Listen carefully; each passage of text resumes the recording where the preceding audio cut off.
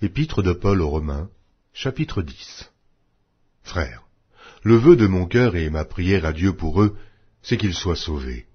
Je leur rends le témoignage qu'ils ont du zèle pour Dieu, mais sans intelligence, ne connaissant pas la justice de Dieu et cherchant à établir leur propre justice. Ils ne se sont pas soumis à la justice de Dieu, car Christ est la fin de la loi, pour la justification de tous ceux qui croient. En effet, Moïse définit ainsi la justice qui vient de la loi.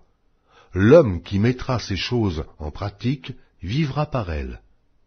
Mais voici comment parle la justice qui vient de la foi. Ne dis pas en ton cœur, qui montera au ciel? C'est en faire descendre Christ. Ou, qui descendra dans l'abîme? C'est faire remonter Christ d'entre les morts. Que dit-elle donc?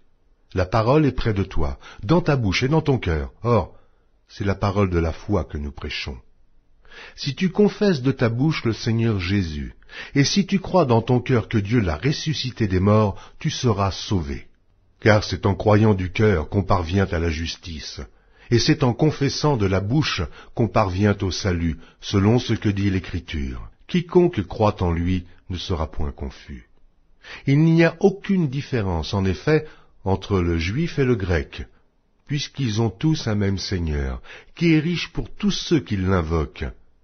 Car quiconque invoquera le nom du Seigneur sera sauvé. Comment donc invoqueront-ils celui en qui ils n'ont pas cru? Et comment croiront-ils en celui dont ils n'ont pas entendu parler? Et comment en entendront-ils parler s'il n'y a personne qui prêche? Et comment y aura-t-il des prédicateurs s'ils ne sont pas envoyés, selon qu'il est écrit qu'ils sont beaux les pieds de ceux qui annoncent la paix, de ceux qui annoncent de bonnes nouvelles. Mais tous n'ont pas obéi à la bonne nouvelle. Ainsi, Ésaïe dit-il, Seigneur, qui a cru à notre prédication?